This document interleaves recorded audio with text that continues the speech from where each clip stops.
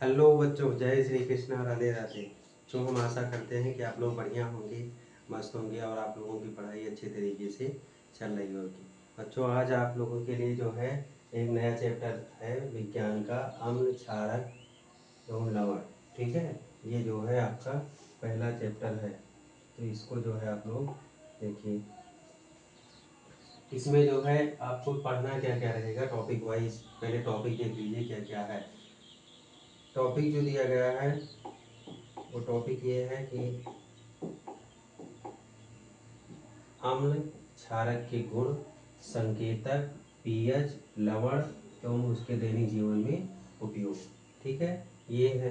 उसके बाद में आगे पढ़ना है। इसमें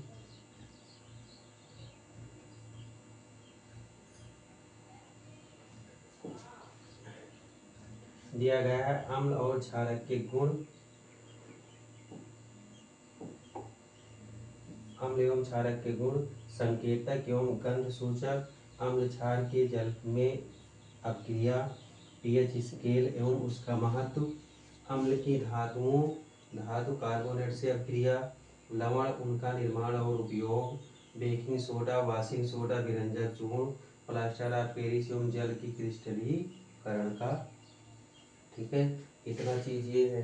उसके बाद में आगे अब अपने टॉपिक पे आ जाइए। सबसे पहले जो है आपको जानना है कि एसिड यानी कि अम्ल क्या है। ठीक, अम्ल जो है वो क्या है, इसके बारे में हमको जानना है। तो अम्ल क्या है, यानी वह पदार्थ जो जलीय विलयन में H प्लस आयन देते हैं, H प्लस आयन देते हैं, अम्ल कहलाते हैं। ठीक है, और इसको और भी लिख सकते हैं कि वह पदार्थ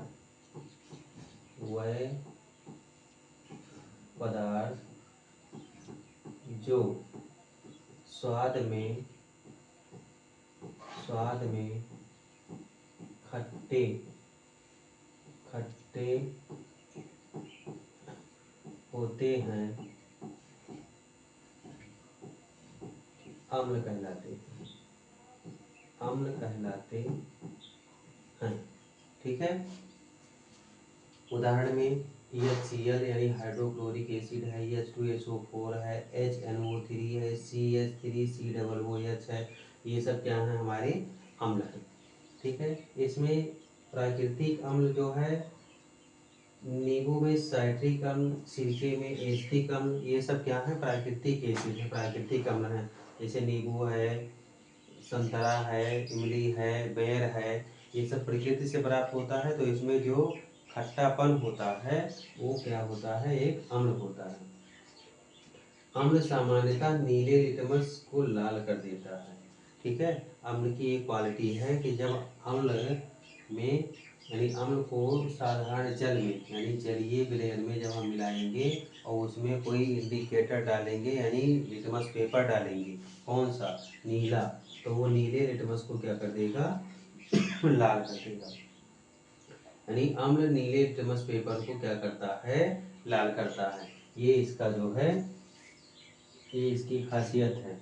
ठीक है, अब जैसे अगर आपसे पूछा जाए कि जो है अम्ल के उदाहरण तो क्या है, HCl है, H2SO4 है, SO4 है, HNO3 है, CH3COOH है। ठीक है, ये सब इसके क्या हैं, एग्जाम्पल हैं। ठीक, और इसमें छोटा छोटा पॉइंट बना के याद रखिए कि जो स्वाद में क्या है, खट्टा है,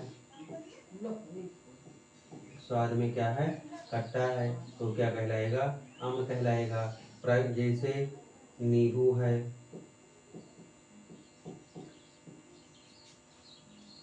संतरा है,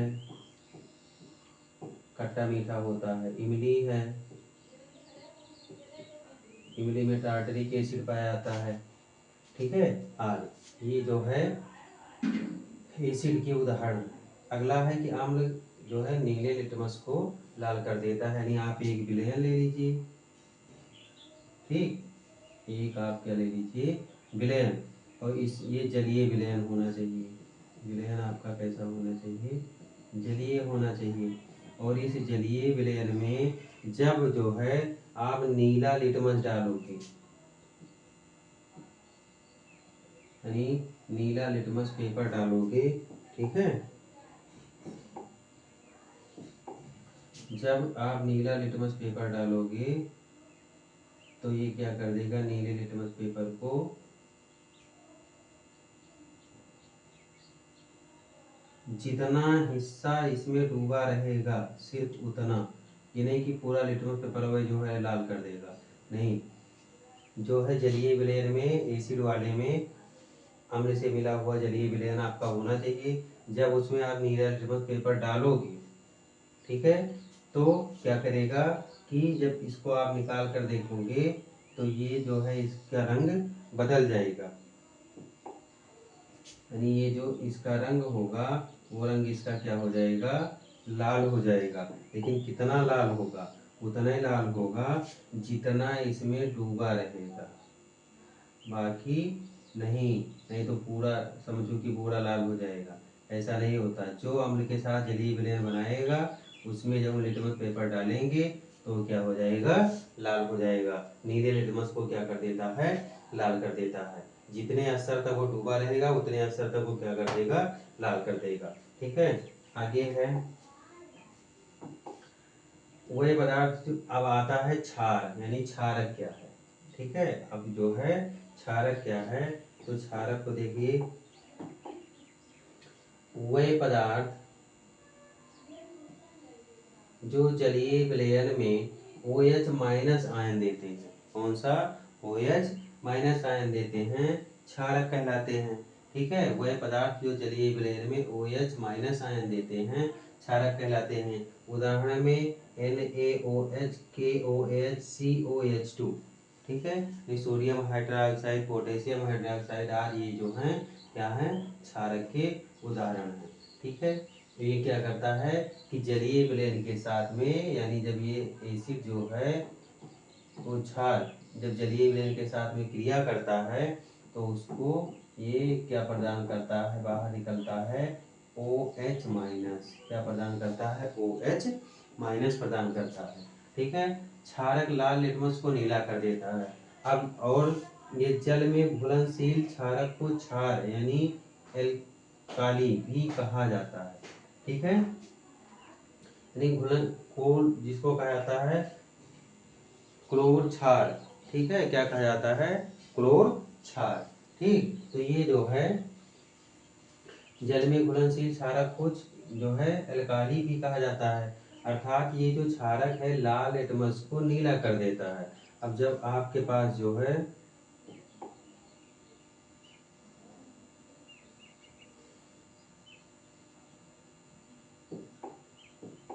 ये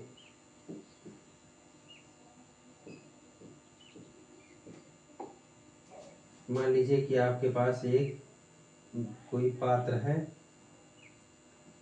इसमें जो है जलीय विलयन है किसका, क्षार का। क्षार का जलीय विलयन है। ठीक है, अब इसमें जब तुम लाल लिटमस पेपर डालोगे, कौन सा, लाल लिटमस पेपर डालोगे इसके भीतर, और जैसे ही लाल लिटमस पेपर डालोगे तो ये क्या करेगा, लाल की बात कह रहा है, तो जितना हिस्सा डूबा रहेगा उतना हिस्सा ही वो, यानी लाल लिटमस पेपर जब इसमें डाला जाएगा तो जितना हिस्सा डूबा रहेगा वो तो रहेगा पूरा, ये तो लाल पूरा रहेगा समझ लीजिए।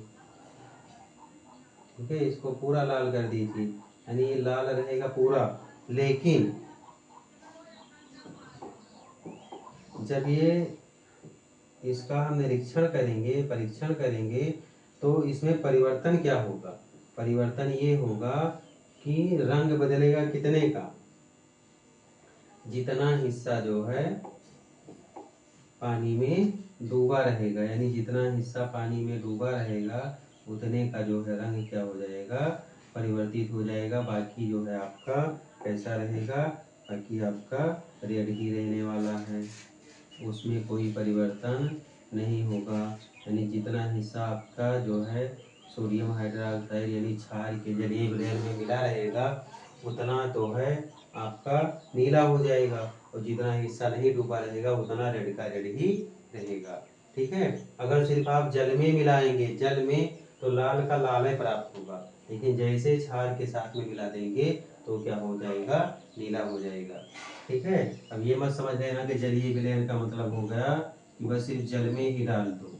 ठीक है, यानी आप जो है लाल लिटमस पेपर को अगर जल में सिर्फ यहाँ पे देख लीजिए सिर्फ जल में डालेंगे तो आपको लाल ही प्राप्त होगा, लेकिन जैसे इसमें आपने मिला दिया क्षार तो जैसे क्षार मिलाओगे तो ये क्या हो जाएगा, नीला हो जाएगा। इसका रंग कैसा हो जाएगा, नीला हो जाएगा। ठीक है, अब इसमें तो किसी को दिक्कत नहीं होगी, यानी अम्ल और क्षार में किसी को कोई परेशानी नहीं होगी। अगला टॉपिक जो है, जो अम्ल है वो धातु अम्ल प्लस धातु, जब अम्ल धातुओं से क्रिया करता है तो क्या बनाता है, लवण बनाता है यानी NaCl बनाता है और हाइड्रोजन गैस बनाता है। ठीक है, यानी अम्ल है HCl मान लीजिए, धातु कोई है Na, और जब ये क्रिया करेगा तो क्रिया करके क्या बना देगा, NaCl और प्लस हाइड्रोजन गैस निकालेगा। ठीक है, अब यहाँ पे देखो पहले कि ये संतुलित है, नहीं संतुलित है, तो यहाँ पर हम इसको संतुलित कर लेंगे।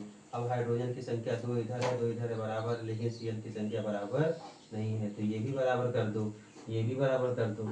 ठीक है, अर्थात जो है जब हाइड्रोक्लोरिक एसिड सोडियम यानी किसी धातु से क्रिया करेगा तो सबसे पहले तो लवण बनाएगा यानी नमक बनाएगा, और उसके बाद में हाइड्रोजन गैस का क्या करेगा, उत्पादन करेगा। इसी प्रकार अम्ल धातु कार्बोनेट से जब क्रिया करेगा तो लवण प्लस CO2 प्लस जल बनाएगा। नहीं, जब धातु कार्बोनेट से क्रिया करेगा तो लवण बनाएगा, कार्बन डाइऑक्साइड बनाएगा, जल बनाएगा। ठीक है, अम्ल प्लस क्षार यानी अम्ल और क्षार जब क्रिया करेंगे तो जल लवण और जल का निर्माण करेंगे। ठीक है, अब एक चीज ये ध्यान में रखना कि अगर आपको साधारण नमक का रासायनिक समीकरण लिखने के लिए पूछ ले पेपर में तो एक तो रिएक्शन ये है समीकरण, और एक इस समीकरण को याद रखना, कह रहा है कि अम्ल तो HCl ले लो प्लस क्षार ले लो NaOH ले लो, और ये दोनों जब क्रिया करते हैं तो बनता क्या है NaCl, क्या बनता है NaCl, और क्या बनता है जल H2O, क्या बनता है H2O बनता है। ठीक है, अब देखो इधर हाइड्रोजन की मात्रा संतुलित है, एक हाइड्रोजन इधर है एक हाइड्रोजन ये एक एक दो, तो दो इधर हो गया। ऑक्सीजन की मात्रा एक इधर है एक इधर है दो, ठीक है। Cl इधर एक है इधर भी एक है, ठीक है। ठीक है, और सोडियम इधर एक है एक इधर है, यानी समीकरण स्वतः ये अपने आप संतुलित है, और इसी को कहा जाता है उदासीनीकरण। क्या कहा जाता है, उदासीनीकरण, इसी को कहा जाता है उदासीनीकरण कहा जाता है। ठीक है, फिर है कि क्षार कुछ धातुओं से अभिक्रिया करके हाइड्रोजन गैस दे सकते हैं। ठीक है, जो क्षारक हैं वो कुछ धातु से अगर क्रिया करेंगे अभिक्रिया करके तो वो हाइड्रोजन गैस दे सकते हैं, में भी ऐसा हो सकता है। ठीक, अगला टॉपिक है संकेतक, इसको कहा जाता है इंडिकेटर, हिंदी में कहा जाता है सूचक। ठीक है, संकेतक क्या है,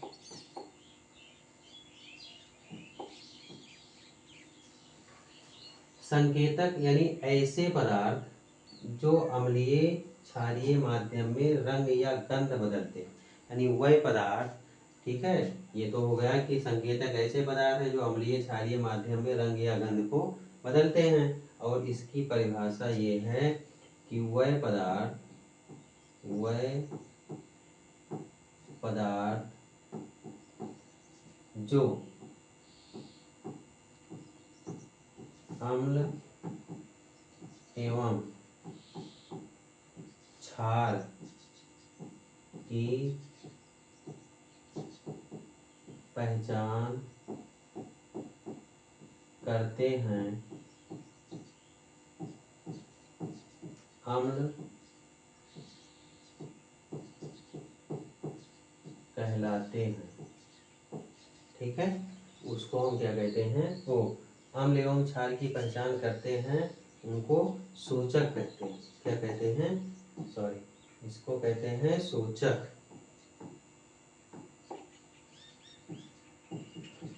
सूचक कहलाते हैं। जैसे सूचक प्राकृतिक में आता है, लिटमस है, हल्दी है, लाल पत्ता गोभी है, ठीक है, गुड़हल है, ये सारी चीजें जो है किसमें आती हैं, प्राकृतिक सूचक के अंतर्गत आती हैं।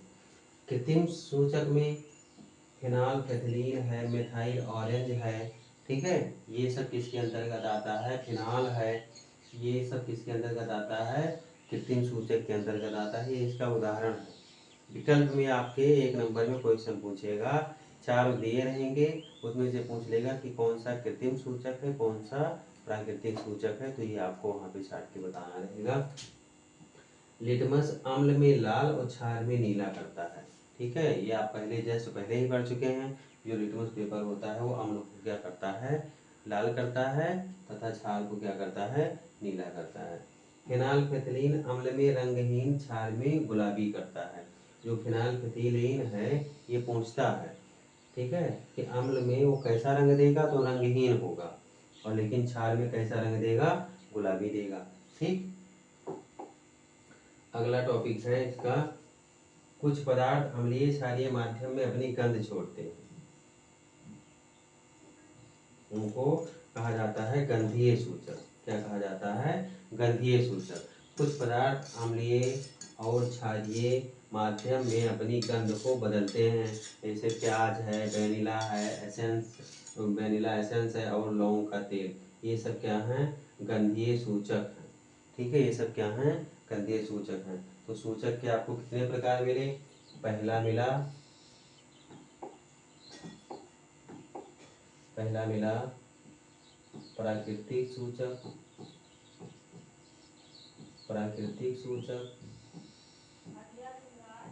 दूसरा आपको मिला कृत्रिम सूचक, तीसरा आपको मिला गंधीय सूचक। ठीक है, प्राकृतिक सूचक कौन सा, गुड़हल, लाल पत्ता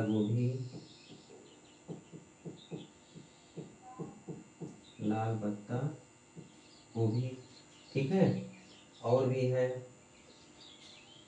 लिटमस पेपर है, लिटमस है, ठीक है। कृत्रिम सूचक में फिनॉल फेथलीन है, फिनाल है, मिथाइल ऑरेंज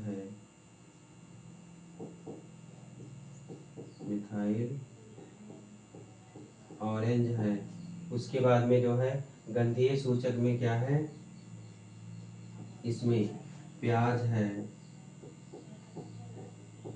लौंग का तेल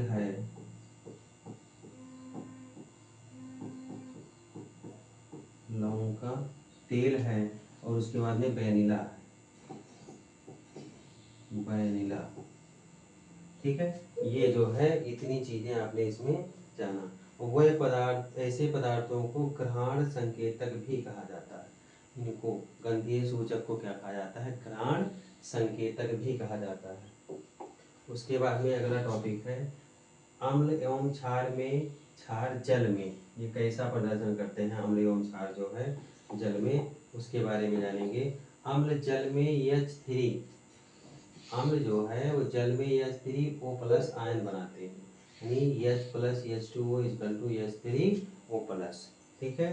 क्षारक जल में OH- आयन देते हैं, NaOH Na+OH-। अम्लीय क्षारीय गुणों के लिए जल की उपस्थिति महत्वपूर्ण है। जो अम्ल एवं क्षार की उपस्थिति है वो क्या है, बहुत ही महत्वपूर्ण है। ठीक है। उसके बाद में जो है आगे आता है अम्ल की धातुओं से अपक्रिया। ठीक है। अब इसके बाद में इम्पोर्टेंट चीज शुरू है आपका इस लेसन का, अम्ल की धातु के साथ में अपक्रिया। तो जब अम्ल धातु से क्रिया करेगा, ठीक है, जब अम्ल जो है वो धातु से क्रिया करेगा तो क्या बनाएगा, लवण बनाएगा तथा हाइड्रोजन गैस निकालेगा। ये आप जस्ट इसके पहले पढ़ चुके हैं। जैसे Zn+2HCl = ZnCl2 गैस के रूप में। ठीक है। फिर है हाइड्रोजन गैस की पहचान जलती हुई तीली से पॉप ध्वनि द्वारा की जाती है। ठीक है। हाइड्रोजन गैस की जब पहचान हम कैसे करते हैं, जलती हुई तीली के द्वारा हम उसकी पहचान करते हैं। अत्यंत क्रियाशील धातुएं अम्ल से तेजी से अपक्रिया कर सकती हैं।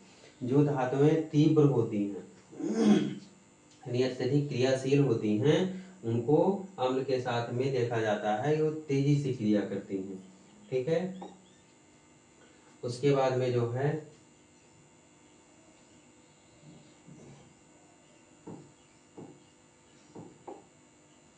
अम्ल धातु कार्बोनेट के साथ में जब क्रिया करता है तो लवण CO2 तथा जल का निर्माण करता है, यानी Na2CO3। ठीक है। किससे क्रिया करेगा, HCl से, यानी अम्ल से Na2CO3 धातु कार्बोनेट है। ये क्रिया किससे कर रहा है, अम्ल से। तो NaCl बन रहा है यानी लवण बन रहा है, CO2 यानी कार्बन डाइऑक्साइड बन रहा है, और H2O यानी कि जल बन रहा है। अम्ल धातु हाइड्रोजन कार्बोनेट = लवण + CO2 + जल। CO2 गैस चूने के पानी को दूधिया करती है। जो CO2 गैस होती है, जो चूने का पानी होता है, उसको क्या करती है, दूधिया कर देती है, सफेद कर देती है। फिर जो है उदासीनीकरण अपक्रिया। उदासीनीकरण अपक्रिया जो है जब अम्ल और क्षार क्रिया करते हैं तो लवण तथा जल बनता है, और इसी को हम कहते हैं उदासीनीकरण। उदासीनीकरण अपक्रिया हम इसी को कहते हैं। ठीक है। उदासीनीकरण बहुत पूछता है, तो उदासीनीकरण आप ध्यान में रखना कि अम्ल और क्षार जब क्रिया करते हैं तो लवण तथा जल बनाते हैं, अर्थात HCl + NaOH = NaCl + H2O। इस अपक्रिया को उदासीनीकरण कहते हैं। यह अपक्रिया सामान्यतः ऊष्माक्षेपी होती है। यह अपक्रिया कैसी होती है, ऊष्माक्षेपी होती है, यानी ये ऊष्मा को ग्रहण नहीं करती, ग्रहण नहीं करती। ठीक है। यानी ये ऊष्मा को क्या करती है, उत्पन्न करती है। उसके बाद में फिर है पीएच स्केल। आज का ये जो है टॉपिक लास्ट है, उसके बाद में फिर हम नेक्स्ट टाइम पे देखेंगे। पीएच स्केल जो है, पीएच किसी विलयन की अम्लीय या क्षारीय प्रकृति का माप करता है। ठीक है। अर्थात पीएच का पैमाना सामान्यतः 0 से 14 तक लिया जाता है। अर्थात जब पीएच 7 से छोटा है तो अम्लीय है। ठीक है। यदि पीएच 7 है तो उदासीन है, अर्थात जल है। और जब पीएच 7 से बड़ा है तो क्या कहलाएगा, क्षारीय, अर्थात कम पीएच का अर्थ अधिक अम्लीयता। ठीक है। जिसकी पीएच कम होगी तो ये दर्शाएगा कि अम्लीयता ज्यादा है। पीएच अगर ज्यादा होगा तो ये दर्शाएगा कि इसकी क्षारीयता ज्यादा है। ठीक है। इसको एक तरीके से ऐसे भी बताया जाता है, ठीक है, कि 0 से जो है 7 तक। ठीक है। यानी मान लीजिए 1 है, 2 है, 3 है, 4 है, 5 है, 6 है, 7, 8, 9, 10, 11, 12, 13 और 14। तो यहाँ से 0 से लेकर और 6 तक क्या है, अम्ल है। क्या है, अम्ल है। और यहाँ 8 से लेकर और यहाँ तक क्या है, क्षार है। परंतु ये 7, ये क्या है, उदासीन है। 7 क्या है, उदासीन है। ठीक है, ये अम्ल का जो चार्ट है इसी प्रकार से होता है कि 0 से 6 तक क्या होता है, एसिड होता है, अम्ल होता है। और 8 से 14 तक क्या होता है, क्षार होता है। और 7 क्या होता है, उदासीन होता है। ठीक है, तो इस लेसन का इतना पार्ट था। अगले पार्ट को जो है हम नेक्स्ट वीडियो में देखेंगे। तब तक के लिए जय श्री कृष्णा, राधे राधे।